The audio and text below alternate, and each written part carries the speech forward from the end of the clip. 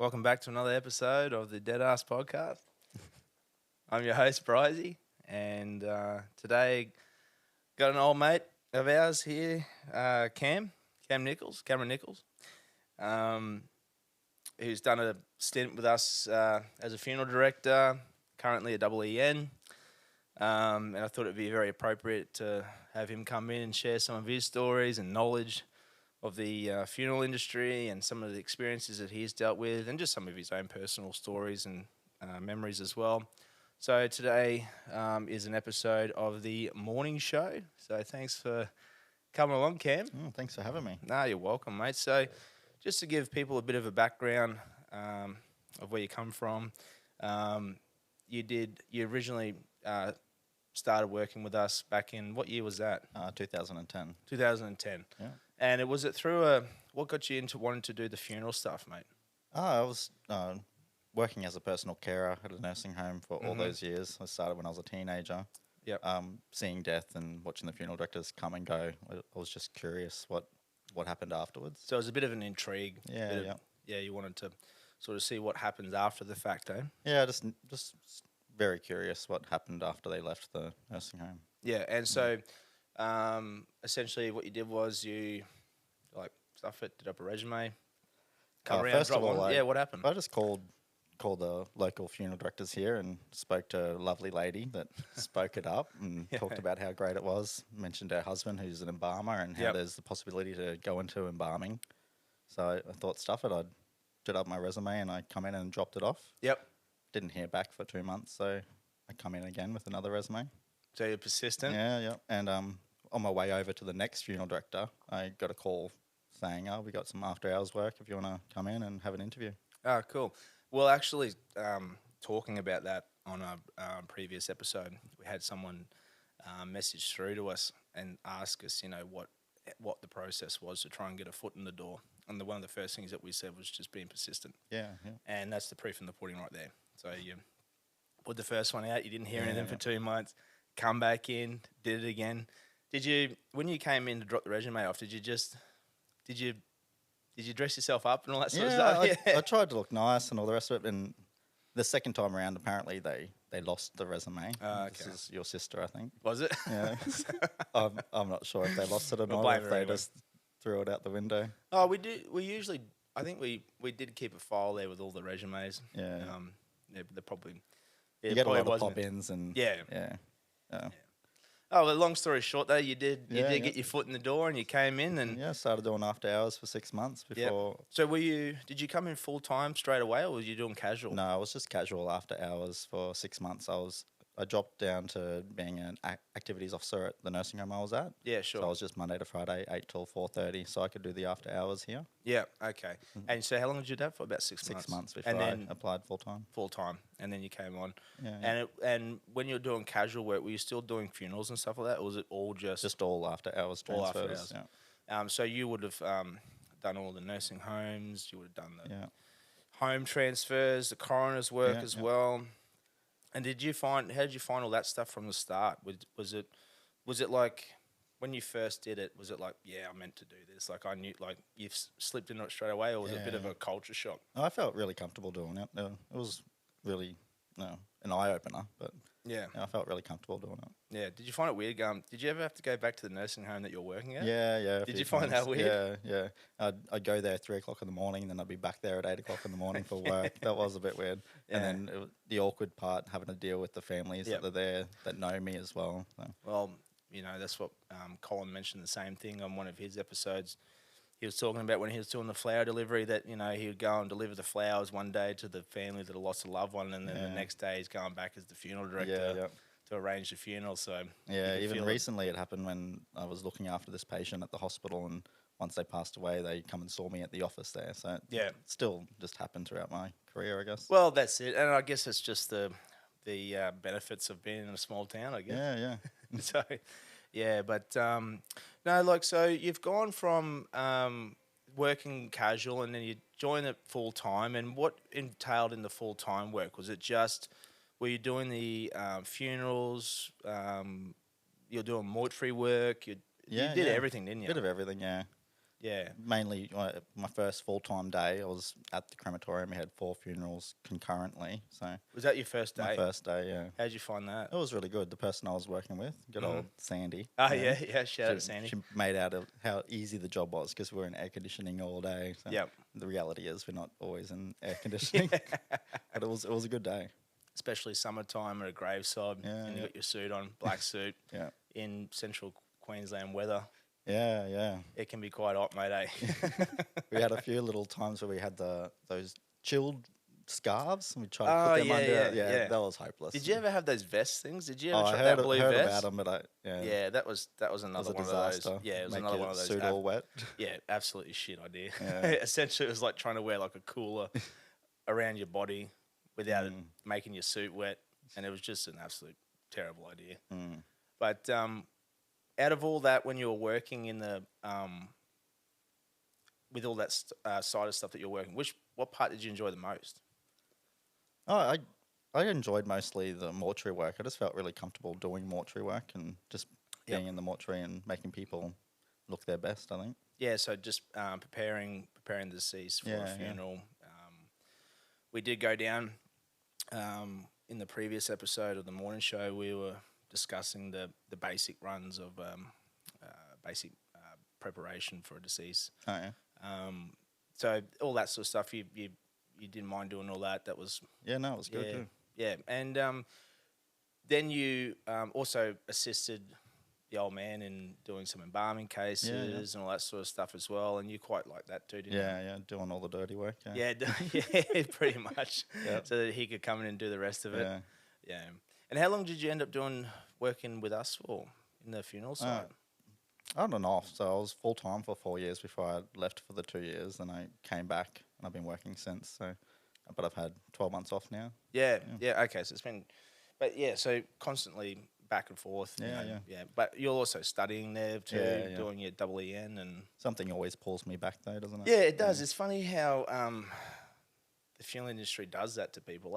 Yeah. You know, it just people will go away and then they'll come back for a little bit and just come back and just it's almost like get a little fix and then It is really rewarding though. That it is. I say that my favorite part is the mortuary work, but really it is just helping people. Yeah. Like when you're dealing with the families, and it's the most rewarding part. I think most of all. Yeah, definitely. I think that's what keeps everyone going with it too. Hey, like there's it's a hard one to sort of describe to people, the feeling that you get helping out people in their hardest time, because it is a very traumatic experience, regardless of whether the person's passing was expected or not. It's still a very hard time, but just to get a thank you from the family afterwards for some of the stuff that you had to do to help makes you want to do it all over again, doesn't it?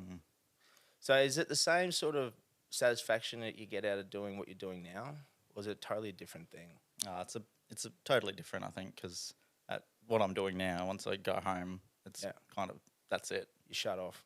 When you're in the funeral industry, it doesn't stop. You're still getting phone calls from the families and stuff like that. Yeah, and did you, is there such thing as being on call in your industry? No. So you don't have to worry about that? No. There's nothing worse than being on call, eh? We get text messages, but Do you don't read them if you don't want to work. You don't have the option when you're in the funeral industry. You have to respond. The hardest job I think is the on-call stuff. Yeah. Is getting up to go out and do the jobs that you need to do. Some of them can be quite distressing and quite confronting, and then having to go back home and then try to get back to sleep for a couple of hours and then knowing that you got to get up again and go to work sort of makes it a bit hard, eh? I'll tell you my story. When I first started in the industry, I was seeing this girl and she had a bit of an issue with it.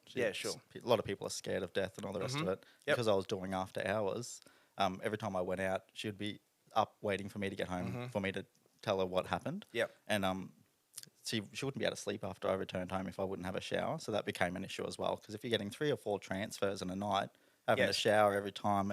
So I stopped showering and she wouldn't be in the bed with me. So that became an issue cause a big rift in the relationship. So it kind of make it or break it when you start the funeral industry, isn't it? Yeah, look, it can put a bit of a strain on the relationship, say, if you're not and if you're not careful, and also too because it can disturb them too. Like so even though they're not actually doing the transfer, if your phone's ringing and constantly having to get up and get changed and go out and do a job, and then you got to come back and try and get back to sleep, and so you're disturbing them as well, and then they probably get the shits with you as well because you're waking them up, and so it can be a bit of a strain on the relationship if you're not careful. And yeah, I think my first child transfer, she was having nightmares after that. So yeah, your partner at the time. Yeah, so I had to stop telling her stories of anything that I did. Yeah, and it doesn't matter who you are. Those sort of jobs, those ones they're shit. There's nothing nice about it at all. It's absolutely terrible. Having to see something like that, and then that's why we talk about these things, like saying that some of the best people to debrief with is the people that actually deal with it as well, because they have more of a clear understanding of exactly what's going on. I think sometimes it's a bit hard to explain some of the things that you're going through or some of the things you're experiencing with those sort of jobs, especially when you take them home, because they don't know in themselves what's really sort of going on. They can only sort of make a picture in their head or assume as to what's actually happening. I'm sort of lucky in the sense that my wife, she's been involved with me on some of the stuff I've had to do and some of the funerals and whatnot. So she has a little bit of an understanding. But for someone that's not involved in the industry at all, trying to explain that to them can be hard and hard for them to understand. So did you find that sort of stuff wore you down a bit at all, or? Oh, it wasn't an issue for me, just an issue for her. Yeah, issue for the relationship. Yeah. And like it can be, it definitely can be. But like you sort of took that stuff in your stride, eh? Yeah. I just kind of ignored her. Yeah, fair enough. For good reason. Yeah, fair enough. Yeah. But what about you personally? Like, did you at any time those sort of transfers that you're doing, did you see any of those that were quite difficult? Yeah, I had a few difficult transfers, but I never lost any sleep over them. But yeah. I got one difficult transfer. I'm not sure if I should talk about it, but that's all right. You don't have to, mate. It's just more of a case of like what you sort of felt after it. Like, did you? Yeah. Did that one sort of like knock you around a little bit? Yeah, definitely. Yeah. So like it does get to everyone at different levels and stuff like that. We've talked about this before. About different things trigger different people, and depending on what the circumstances are. Like I've never really been triggered by them. Obviously the young ones are the hard ones. They're the ones that you can never get accustomed to. I don't think so. Yeah, you never forget them, do you? No, definitely not.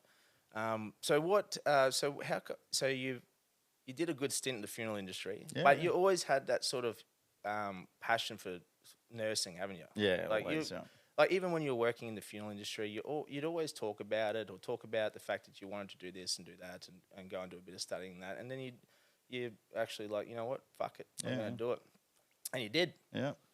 And so what was the reason behind it? Was it just because it's always a passion for it? Or? Yeah, I always wanted to study, do something else, so always wanted to do nursing. Always enjoyed helping people, and I like the company of older people. So. Yeah, and it's one of those industries that you can take with you anywhere too. It doesn't lock you down, does it? Yeah, definitely not. So I got goals to become a travel nurse. So is that what is that? Yeah. Okay, nice. Yeah. But I'll do a few years clinical experience before I actually do travel nursing. So that's the goal. Yeah. Well, it sort of makes sense. That's why you got the van and whatnot, eh? Yeah. So you got the van all set up, ready to do some grey travel. nomad before I get too grey. Yeah, why not? Preempt it. So you got the van, you got it all set up. Yep. You've actually done a little bit of traveling, haven't you? Only a little bits here and there. Yeah. I'm going to Cairns in a few weeks. Oh, true. Yeah. Good on you. Nothing too big yet. You did didn't you do with the old van, you did a stint down to 3 weeks in Tassie, Yeah, how was that? Yeah, it was good. Yeah, I want to get back to there eventually, but I'll do a few other things. I want to go to the Red Rock and stuff like that. Do the whole bits and pieces.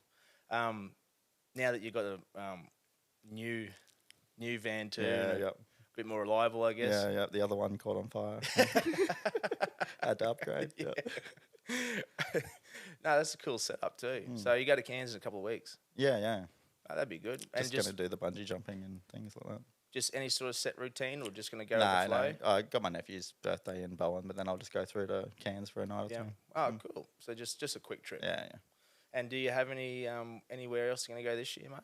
I'm not sure yet, so I'll wait and see how many hours I get for my long service before I plan a big trip. Because you've been busting some hours out too, haven't Yeah, you? yeah. Because we actually discussed doing this quite a while ago, and I think the first available appointment that you had, or first available day, was today. Today, yeah. Yeah. So it's been, and that was a couple of weeks ago. So I can only imagine how busy. Is it because they're short staffed, or is it because you're good? You're good at what you do. I just jump and on want the you? extra shifts as soon as I can. I like the money. Yeah, why not? Especially we're at the age where we can do it. Why not knuckle down and do it? And because you got a nice little spot there too, where you wake up every morning, mate, where you're staying down the beach there. Yeah, it's good. I'm envious, mate. It's a good little spot. Unfortunately, don't get as many days off to enjoy it. Don't get to enjoy it as much. Oh, jeez. So, with the double EN stuff that you do, are you sort of situated one spot, or can they move you around? Or sometimes we get deployed, but not often. I'm just situated in geriatrics. So. Yeah, okay. And how long have you been there for? Coming up to 2 years now. Yeah. And so do you, from being a double EN, what's the next stage for you? Like, what do you want to... So I'm going to be studying my bachelor at the end of the year. So I'll just do that part-time for a while. And how long does that take? From after my ENs, it'll be 2 years full-time or 4 years part-time. And what do you plan on doing full-time or half? I'm going to do 2 years part-time and the last year full-time. Yeah, okay. I'm thinking everything changes. Life yeah, of course. Yeah, definitely does. Yeah, but I mean, at least then you can still work and all that sort of stuff too, can't you? And then do you have to do a bit of on-job stuff too to go with a bit of placement. I think a couple of weeks worth of placement. Yeah, right. Unpaid work. So that will make you. What will that make you? A registered nurse. An RN. Yeah. And then once you got the RN, that's when you're gonna go. Fucking. Well, I'll do 2 years clinical before I just do travel nursing. Okay, and you can do that here in town. Yeah. Yep. Yeah, because this is all new to me, mate. So I'm learning as we go ahead. We want to get paid to travel, don't we? Oh, I mean, that would be ideal, wouldn't it? Bloody oath. I'd love to be able to do that. Be a travelling undertaker. Roll through town and be like, hey, bring out your dad. Ring the bell like they used to. Well, they got the travelling funeral directors that travel and they do their work in the suitcase. Yeah, I've seen some stories about the work out of their suitcase. The briefcase. And there's hire someone else's mortuary. Yeah, that's it. Yeah, they run rampant. Yeah, there's heaps of them. Yeah, bloody oath. They got these centralised mortuaries that offer all the different little businesses that they can operate out of there and run their own little funeral homes. It's quite popular in the metro. Yeah, that's what I've been told. Yeah, down in the metro cities down there in the big smoke. Would you ever go down in the big smoke and do stuff down there, or would you rather just travel like the regional towns? I'll go over eventually. I think. I don't know. Is there like more of a warrant for it, like sort of in those little rural towns? Yeah, I think so. Yeah. Do they pay differently in different areas and stuff like that too? It just depends. Like, I think that in the cities and stuff, they don't normally offer you accommodation. So when you do travel nursing, you mainly go into rural areas because they'll provide you with accommodation and travel money and all that sort of stuff. Yeah, right. Yeah, it's interesting. It's an interesting profession, isn't it? Yeah, I personally would struggle to do it myself because you obviously certain. Do you deal with where you are at the moment? Is a lot of that like end of life time as well, or is it just? We get a couple, but mainly we only take people that are got goals to try to get home. That's when we do the assessments to try to find out whether they require nursing home placement and stuff. Okay, so you sort of like that intermediate. Yeah, until they can get placement or get the facilities they need to go back home. Did you ever do I suppose it was probably before the funeral industry, but what was it like working with the people that you know that death was imminent? Like it was like, and you're like building up these relationships with these people. That would have been a bit of a kick in the teeth too, wouldn't it? Yeah, it can be. Yeah. Yeah, like I think it would be like, you build up these relationships with people, just even doing funerals, like meeting someone after the fact and building up these relationships with these people. But some of those nursing staff, like they build up relationships with the person that's passing away, like. They've been there for years. So they've become essentially like a bit of a family member. Yeah. And would you, that could be a bit of a heartbreaking time for them too. Yeah, it can be. Yeah, definitely, and especially with people that are end of life. Like that, there's the voluntary assisted dying these days, and that just Yeah, adds another whole new aspect to it all. because that came into effect this year, didn't it? Yeah, yeah, Yeah. We've had a couple of them come through, so yeah, it's a different scenario. How do you find that on a personal level? Do you feel, Oh. do you- As a nurse, we can't be personally attached Yeah, to it. yeah, of so course, yeah, we've yeah. got to enable them. But a lot of us have our opinions. Yeah. Some of it just you're not sure because there's meant to be certain requirements that they're meant to pass and or they yeah. jump through a lot of hoops. But sometimes it just seems like Yeah, it's. Look, I can it understand. leaves a bad taste in your mouth. Is it suicide? It's not yeah. because it's been approved. But Yeah, yeah. Oh well, from what I've been told, I've dealt with a couple this year. I think two voluntary assisted dying, one in Gladstone, one in Rocky, and yeah, they seem to be they're very stringent. Like there's multiple screening processes and stuff to actually get qualified for it. and the whole team comes down from Brisbane. And yeah. You just get this drink and and that goes from there. within 15 minutes. Yeah, it's different. If you spoke to me about it 5 years ago, I would have said it's got to be in. Has to be able to do it. There's nothing worse than blah blah blah blah.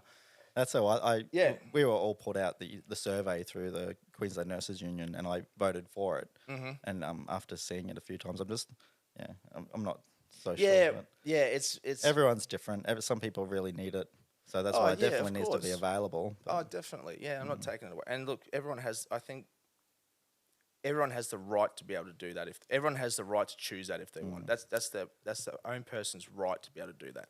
And I think it'd be unfair for government or someone to tell them otherwise. I think that's like a number one rule is being able to have your own freedom to do your own choices. So, but look, after seeing it, it makes you question it a couple of times. Like, not the method or anything. I'm not talking about that. I just like, I don't know. It's when you actually see it and it's actually available. Like, oh, geez, okay, yeah, this is really real. Yeah, it's a bit confronting, eh? Yeah. I know there's been a couple in Rocky at least. Yeah.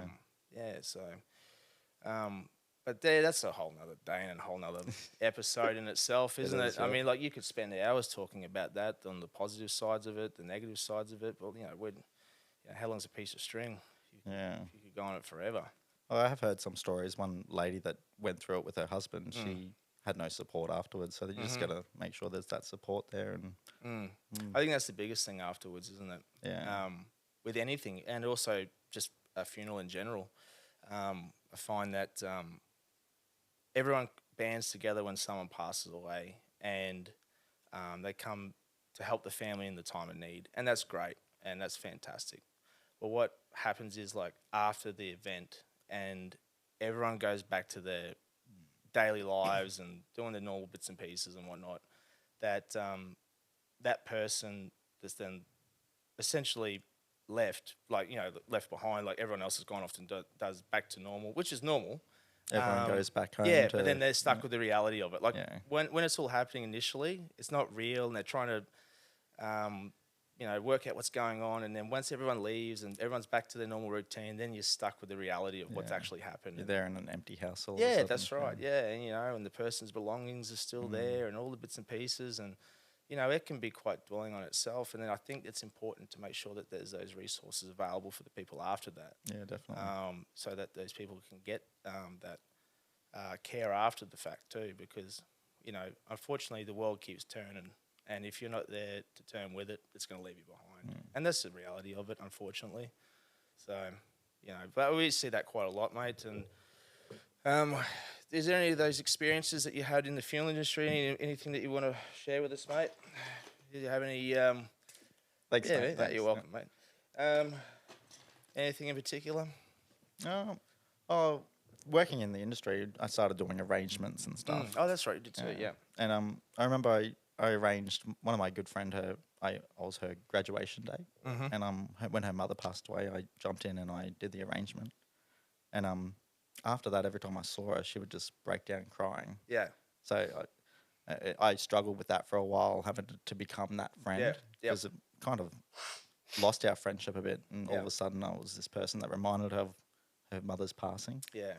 So Yeah. I struggled with that for a while there, but I just ended up coming to grips with it. I'm that friend, I guess. I can be Yeah. that friend to everyone, I guess, for a while there. Yeah. Was it only temporary or No, it still happens. still So, happens? yeah. Yeah. Even my mum's good. One of my mum's best friend, her mother passed away, and I did the funeral for them. Mhm. And now every time I see her at a little gathering, she's always has a bit of a tear in her eye. So it just continues on. Unfortunately, that can be the case, that you can be left with the stigma of that. Like, people associate you with that person's passing. Yeah. Especially if you don't see them. If you see them regularly, I guess Mm. they'd move past it. But when you don't see them too often, Yeah. mm, And unfortunately, that's one of the repercussions of working in that industry, because it's got nothing to do with you personally. It's just when they see you, they just associate Yeah. you with that person passing away. And I know exactly what you're saying. but it is also really rewarding having to be able to help them in their time of need. Oh yeah, look, that's And their tears in their eyes are also because they're thankful of what you've done. of course. It's Yeah. not just because it's reminding them. So And like it- that's only very rarely in that sense too. Yeah. It's not everyone who associates you with. yeah, I guess sensitive people Yeah. because you've created warmth in their heart, they tear up a bit every time they see. Oh, them. of course, mate. Yeah. Yeah. So like, that's the double-edged sword situation where, unfortunately, that's the negative side of it, that you might get associated with that. But the positive side is you get to help out someone in their hardest time. And being in those situations, it's very rarely am I ever the attendee at a funeral. So even if it's a friend or family member that's passed away, or someone, they usually give us a call, and we're the ones conducting the service. It's very rarely that I've actually ever turned up to a funeral just as an attendee. Yeah. Just sign the book and come and take a seat. It's just so rare. Well, I arranged both of my grandparents' funerals, and Yeah. I remember when my grandmother passed away, Colin rang me, "Are you going to come in and do your grandmother's funeral?" I said, "No, I just arranged it. I'm attending." Yeah. That's right. Yeah, you just wanted to Yeah. just, I don't know, I guess, take it in properly without Yeah. having to put on a professional face. Wanted to be with the family Yeah. rather than being Yep. an outsider. Yeah, being with the family. Yeah, because that's one of the other. I guess one of the things that you get drawn with a short straw is that they all turn to you when someone passes away and go, "Hey, what do we need to do here and do that?" And you got to put on the brave face and lace up the boots and go and take charge and help out the family, take care of their loved one, which can be a bit annoying if you if you want to be a mourner with them. Not annoying, I guess. That's the wrong word to say. Probably, it's like your responsibility to do it. Yeah. But sometimes you don't want to do it. You want to be a part of the mourning. Yeah. You want to yeah. be a part of the. Sometimes as a funeral director, you don't get time to mourn yourself. Yeah, though, that's do you? right. Yeah. Too busy just doing the job. You're Yep. task orientated. Yeah. It's almost like you put the funeral director suit on and you go and do the job like it's any other job without taking the time to actually mourn that person, and then a couple of months down the track, it fucking hits you like a ton of bricks, which can definitely happen. So how long? So when did you finish up at Finlayson's, mate? Oh, sorry, at the funeral home. So I got So sent a sorry. When did you? Because you didn't really finish. So, So when did you take? You started.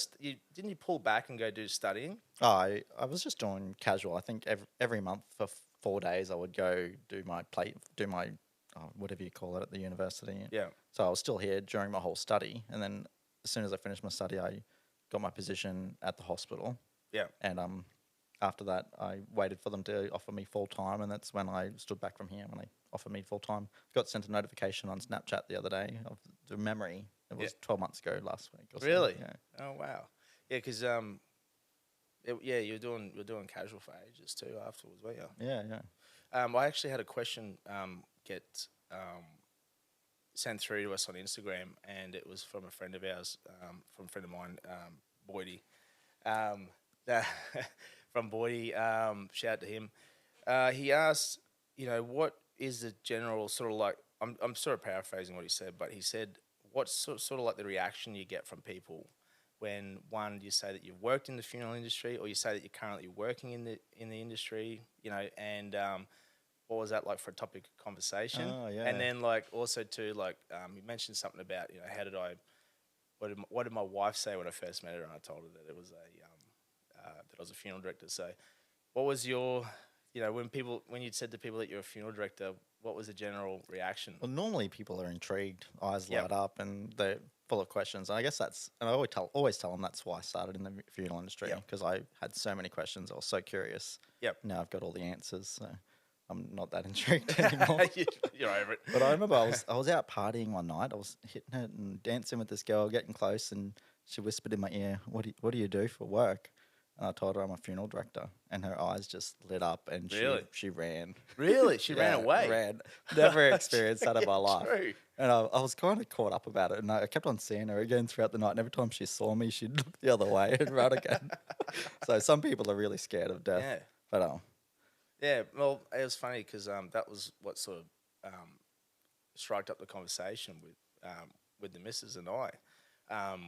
We're at the Heritage Hotel there, and I saw her across the balcony, and I saw she was having a dart, and I was having a dart too, and I thought, I'll just pretend I haven't got a lighter, and I'll go over and ask her to borrow one off her, and so I did, and then 5 minutes down the track, or 10 minutes down the track, I pulled my own out and lit up another one anyway, so it was the biggest fucking smoke and mirrors.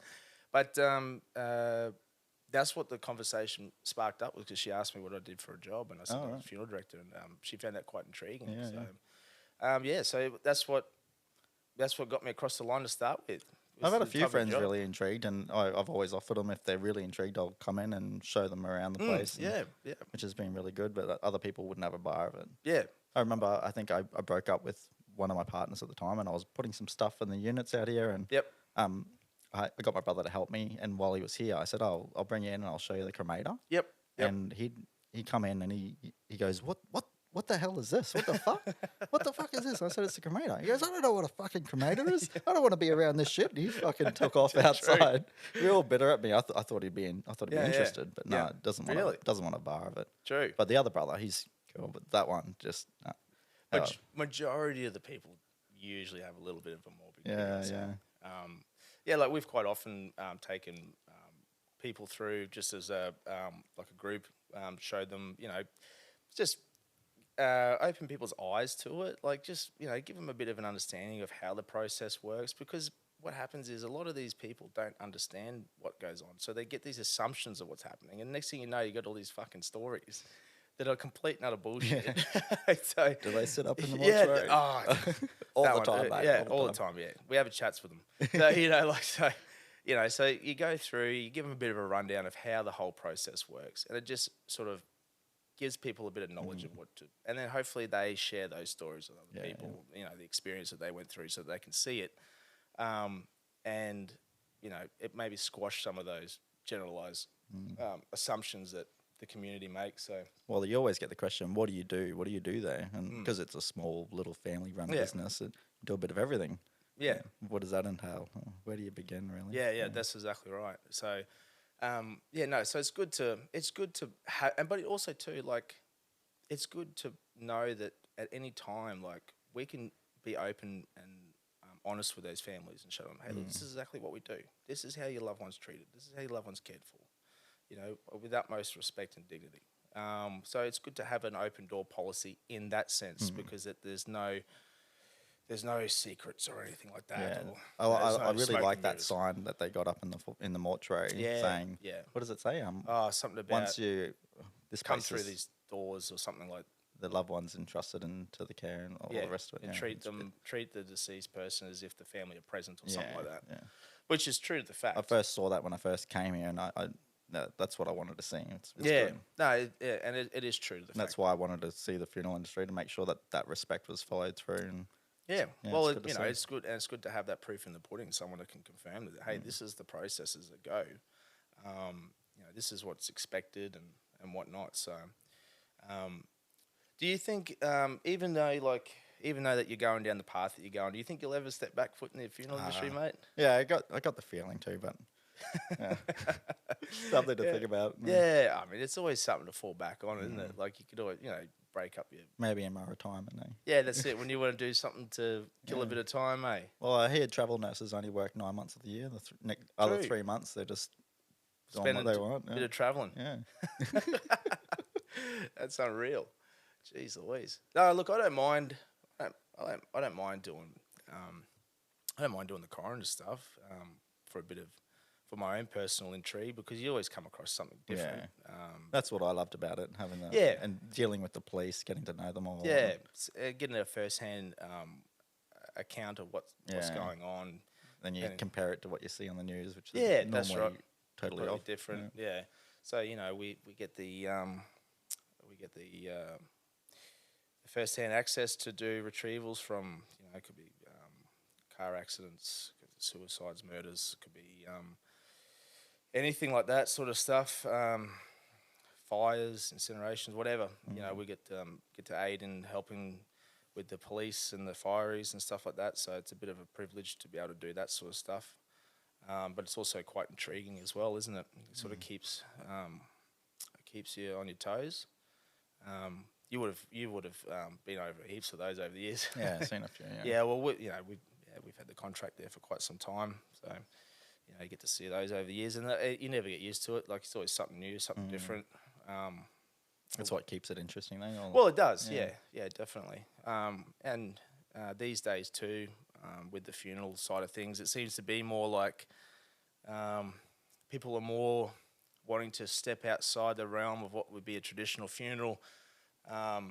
They're going for more like whatever they can do to personalise it, make it more unique and individual. Not even wearing the traditional like mourning clothes anymore. Like everyone wants to wear bright and colourful things. They don't particularly want too much religion in their service. They want to They want to celebrate. They want to celebrate the person's life. They want to be able to put all the kinds of music they want. Even 15 years ago when you first started, it would have been a little bit taboo having a celebrant. Oh, and back in those days, we were using the CDs to play the music. Yeah, that's right. The old CDs. If they skipped, everyone was looking at you. Look like you dread being the music guy. Eh? The music guy was the worst. A few times, not too many back then, but cassettes. Oh God. I had one cassette and it was set to play on speed mode. Yeah. And it sounded like Chipmunks. I thought it was meant to be the song. Oh, let's hope that doesn't happen again. Thank God for the digital age, where we don't have to worry about cassettes and bloody CDs and all that sort of stuff, where we can just do the old MP3 player. Used to be and the big system. Every time someone requested a song, we'd have to notify the local radio station and go and pick up the CDs the day before. Right, yeah. Now everything's digital. You can find any song and just download it. I forgot about that too, because if it's Shout out to 4YOU for lending us their CDs all the time. Carrying the crew, yeah.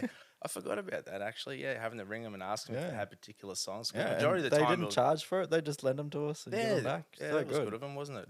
It was mainly the older songs, wasn't it? It was the more old-timey songs and the old country. But now you can get them anywhere. Yeah, everyone's got some Dusty on their phone, don't they? Bloody oath, and Spotify and all the bits and pieces that go with it. So thank God for that, because it does make life a little bit easier with funerals and stuff these days too, And now even to the point where the whole pandemic brought a wave of live streaming and recording services now, and people don't even have to leave anywhere. They can just log in and watch it from wherever they are around the world. And then replay it. And watch it over and over again. That now has become, since the pandemic, that's become its own industry in itself. Having all the funerals live streamed, it's almost like those live streamers would be making a mint, it's almost like like a standard requirement now as a part of the service. Like, people almost half expect it, not request it, type of thing. So, moving forward, that's just going to be one of those things where people hardly will ever turn up to a funeral itself. It's all going to be streamed. Yeah. So that would be different, isn't it? Imagine that. Sitting there, someone speaking into a mic, but there's actually no one there, but just a bunch of video cameras. Yeah, so you can go to the funeral in case if you don't want to see the people there, you can still attend. So, but it's funny how certain things pave a way for new industry, and normally the funeral industry is usually one of those ones that's a little bit behind in the times. So, it's pretty good to see that that they took advantage of that and was able to still give people some sort of closure and be able to do things like that to give people that that closure, that last bit of opportunity to say their farewells and whatnot and to view it. So yeah, but it's gonna be interesting to see where we move forward with that. Yeah. Everything is getting a lot more personalised now, though, isn't it? Yeah, it is. Yeah, I remember I did one funeral for a close friend of mine. It was her mother that passed away, and I got you to come in and be the celebrant, and they wanted all purple, so that everyone was wearing purple tie. You and I even come in with our purple ties, and just those little extra things that we'd go and do, like we normally give out the candles that have the blue clouds, and I just inverted the colours to be purple clouds. Yes, right. And then I even used that image.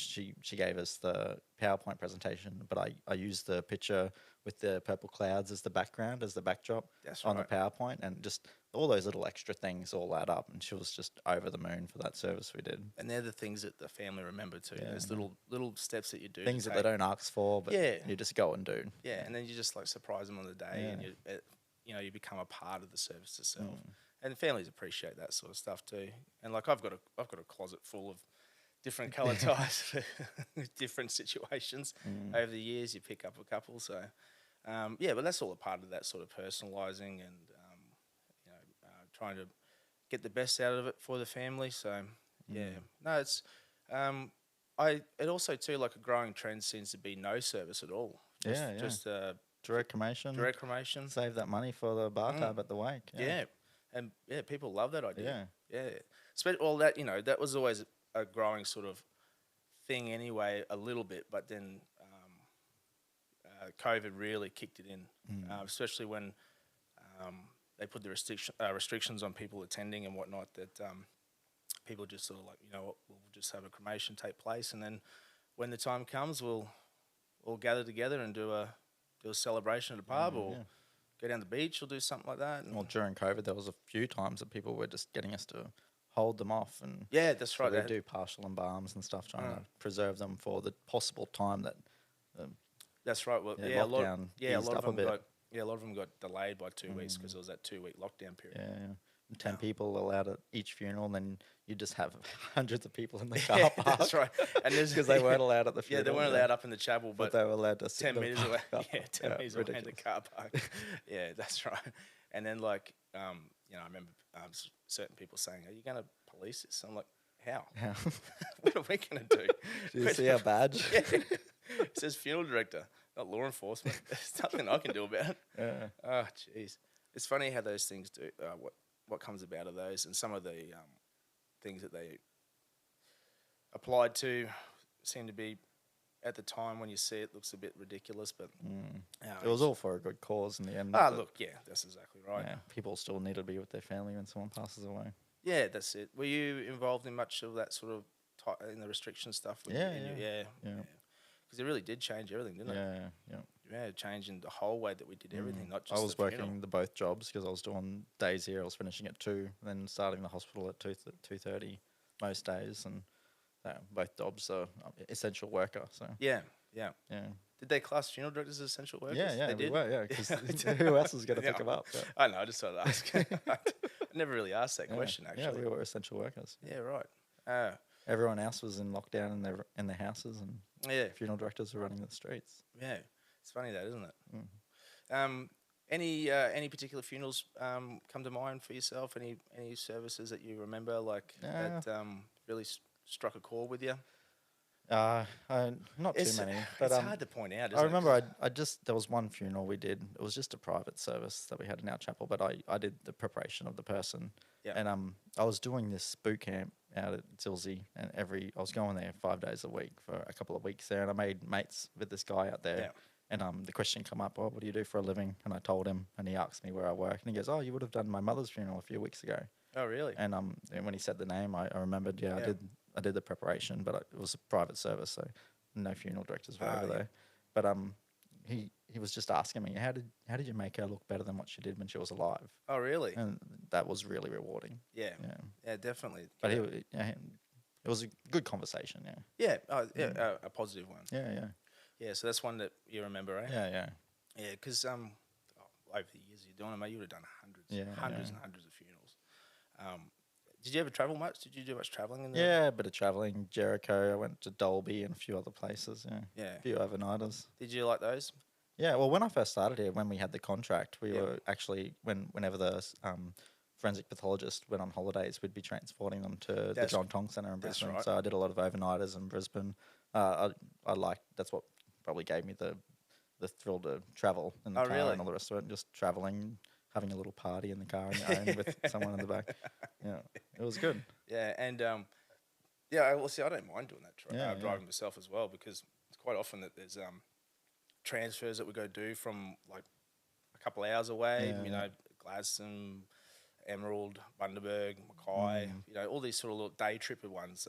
That's what I miss, though, you know, the trips away, and because that really breaks up your day, and your day goes by really quickly. And you get to do a little bit of exploring too. You get to get on the highway, go for a cruise. Try pies along the highway. Yeah, try all the different pies. Yeah, put on some of your favorite podcasts or tunes or whatever, and just go for it. I think there was one time that we had a suspicious case. This child passed away, and the police had to escort me. So I had the police escorting me the whole way along.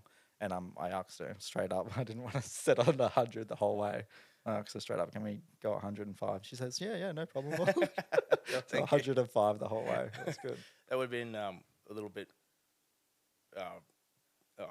like straight down the narrow. Like you couldn't sort of relax, even though like they were pretty cool with it. Yeah.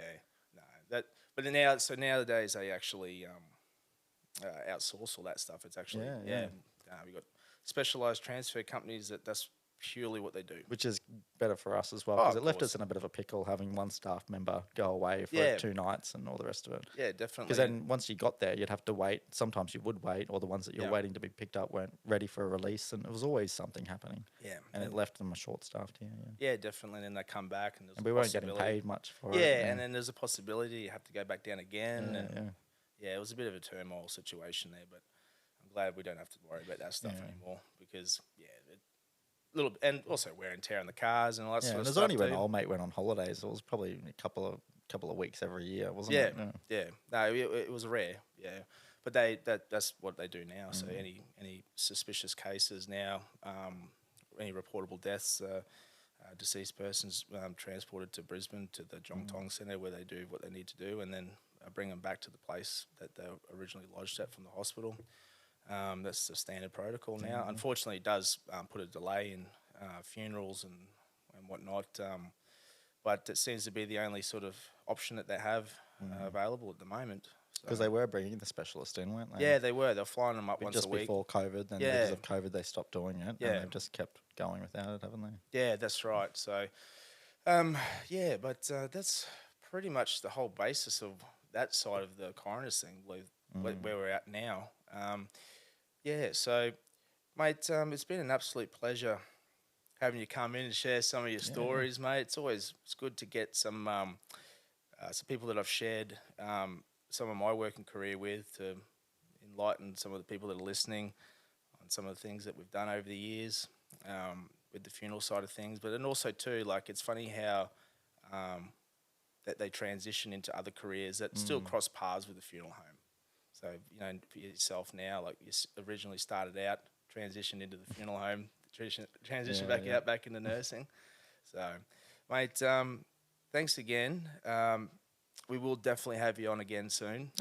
We've had a couple of questions come in, but I'd really like to get a good bunch of them together so that we can actually sit down and go through and discuss some of them. So we'll definitely have you come up and do that, mate. Appreciate that one day off. I'm sure you've got another heap of days ahead of you. Yeah. Well, thanks to everyone once again for the shout outs and the support and the love, and feel free to send us through some of those questions, and we'll definitely get to those and bring them up on the next morning show, and try to inform you on some of those bits and pieces. So thanks again, mate. Thanks for having me. Thanks for the cold beers. Yeah, you're welcome. It was my pleasure, mate. And we'll catch up again soon, eh? Yeah. Cheers. Thanks, mate.